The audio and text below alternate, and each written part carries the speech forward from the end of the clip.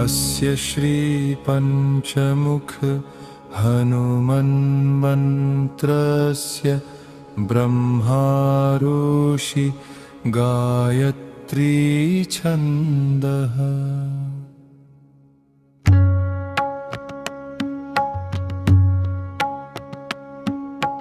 पंचमुख विराट हनुमान देवता।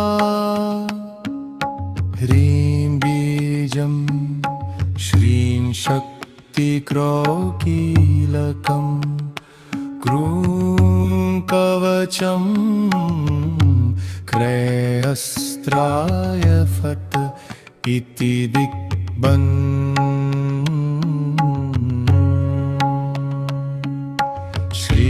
गरुड उवाच श्रीपञ्चमुखी हनुमान कवच। अथ ध्यानं प्रवक्ष्यामि शृणु सर्वाङ्गसुन्दर।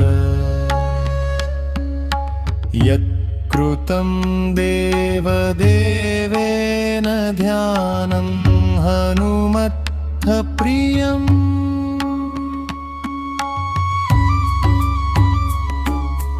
पंचकत्रं महाभीमं त्रिपञ्चननैरुतं बाहुभिर्दशभिरुक्तं सर्वकामार्थसिद्धिदं। पूर्वतु वानरं वक्त्रं कोटिसूर्यसम्प्रभं दंष्ट्राकरालवदनं भ्रूकुटीकुटिलेक्षणम्।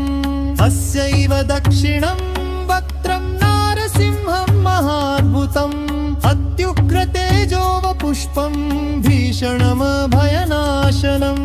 पश्चिमं गारुडं वक्त्रपुक्कनुण्डं महाबलं सर्वनागप्रशमनं विषभूतादिकृन्तनम्। उत्तरं सौकरं वक्त्रं कृष्णं दीप्तन्नभोपमम् पातालसिंहवेतालजवरोगादिचिन्तनम्। ऊर्ध्वं हयाननं घोरं दानवान्तकरं परं येन भक्त्रेण विप्रेन्द्र तारकाख्यमं महासुरम्।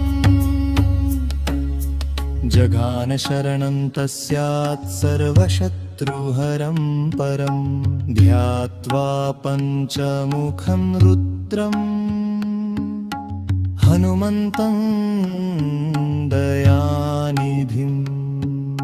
खड्गं त्रिशूलं खट्वाङ्गं पाशमं कुशपर्वतं मुष्टिं कौमोदकीं वृक्षं धारयन्तं कमण्डलुं।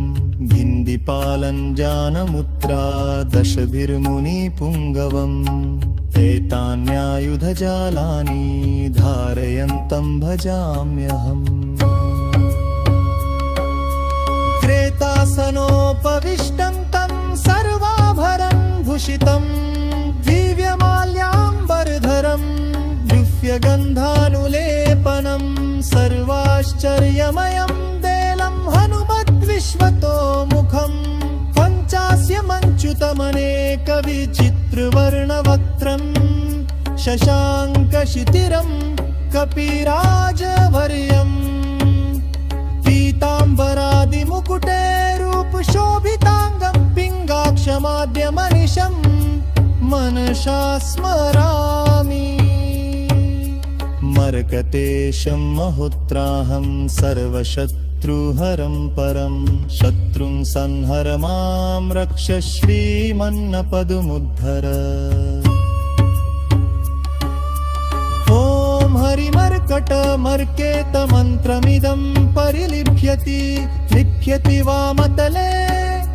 यदि नश्यति नश्यति शत्रुकुलं यदि मुच्यति मुञ्चति वामलता। ॐ हरिमर्कटाय स्वाहा। ॐ नमो भगवते पंचवदनाय पूर्वकपिमुखाय सकलशत्रुसंहारकाय स्वाहा।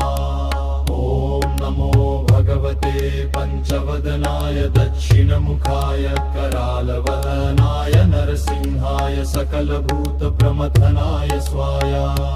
ॐ नमो भगवते पञ्चवदनाय पश्चिममुखाय गरुडाननाय सकलविषहराय स्वाहा।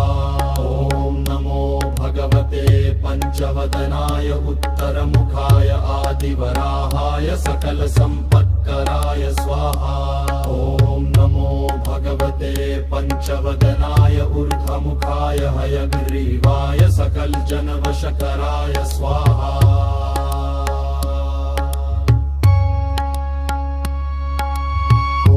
अस्य श्री पंचमुखी हनुमत्कवच स्तोत्रमन्त्रस्य श्रीरामचन्द्र ऋषिरनुष्टुपछन्द श्री सीतारामचन्द्रो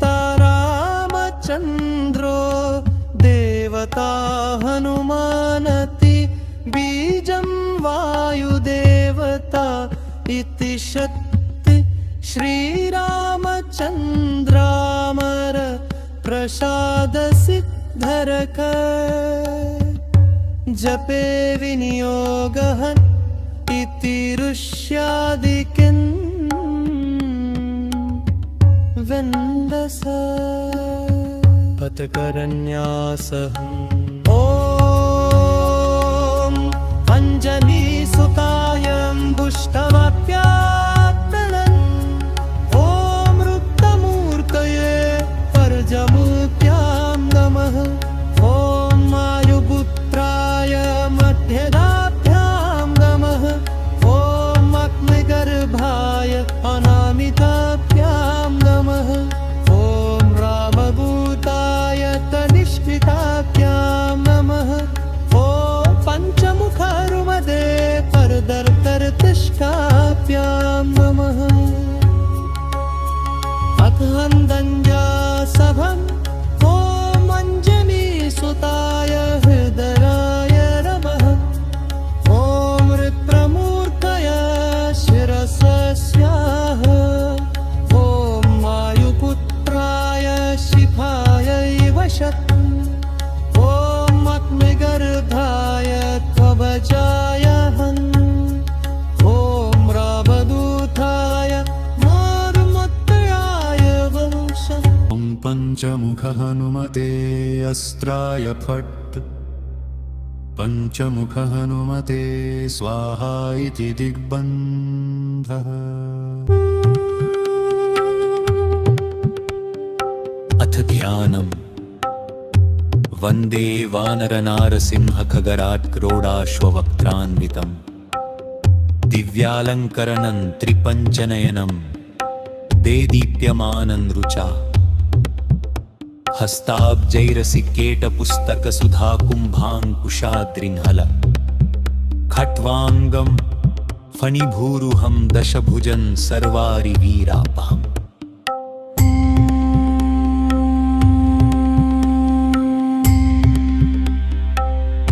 अथ मन्त्र। ॐ श्रीरामदूताय आञ्जनेयाय वायुपुत्राय महाबलपराक्रमाय सीतादुःखनिवारणाय लङ्कादहनकारणाय महाबलप्रचण्डाय फाल्गुनसुखाय कोलाहलसकलब्रह्माण्डविश्वरूपाय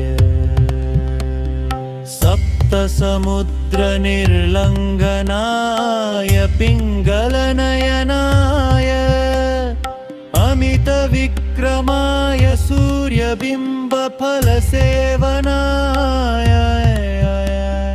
दुष्टनिवारणाय दृष्टिनिरालङ्कृताय सञ्जीविनी सञ्जीविताङ्गदल्लक्ष्मणमहाकपिसैन्यप्राणदाय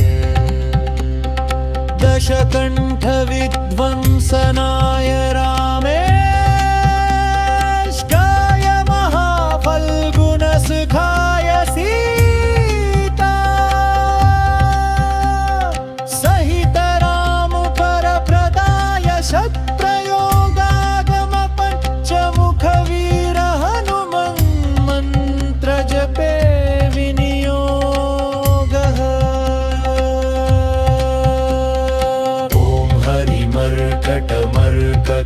शिवाय बम बम बम बम बम औषध स्वाहा ॐ हरिमर्कटमर्ककाय फं फं फं फं फं फं स्वाहा ॐ हरिमर्कटमर्ककाय खें खें खें खें मारणाय स्वाहा हरिमर्कटमर्कपाय लुं लुं लुं लुं लुं आकर्षित सकल संपत्कराय स्वाहा ॐ हरिमर्कटमर्ककाय बम बम बम बम बम शत्रुस्तंभनाय स्वाहा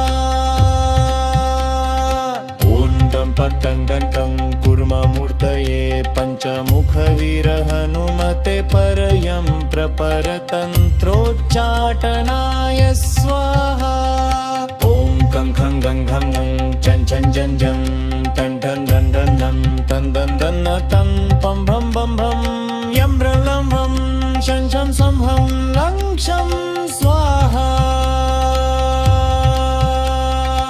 इति दिग्बन्धः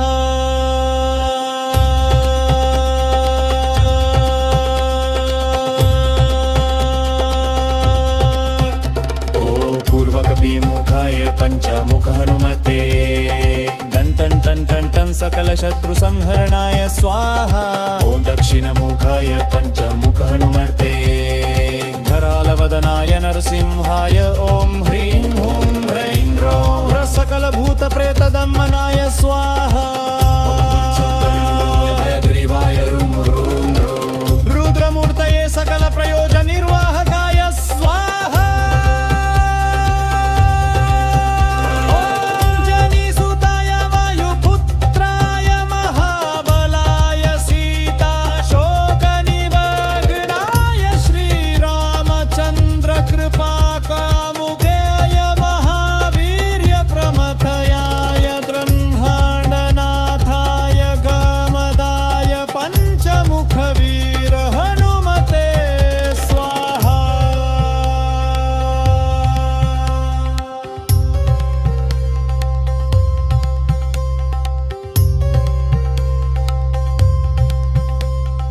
भूतप्रेत पिशाच ब्रह्म राक्षस शाकिनी डाकिनी यंतरिक्ष ग्रह परयंत्र परतंत्रोच्चटनाय स्वाहा सकल प्रयोजन निर्वाहकाय पंचमुखवीर हनुमते श्रीरामचंद्र वर प्रसादाय दंजन जंजन स्वाहा इदं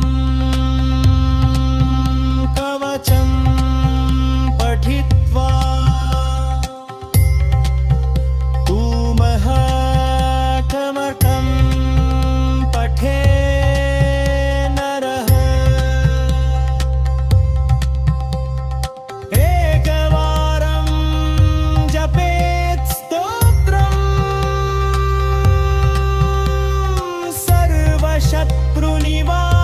सर्वशत्रुनिवारणम्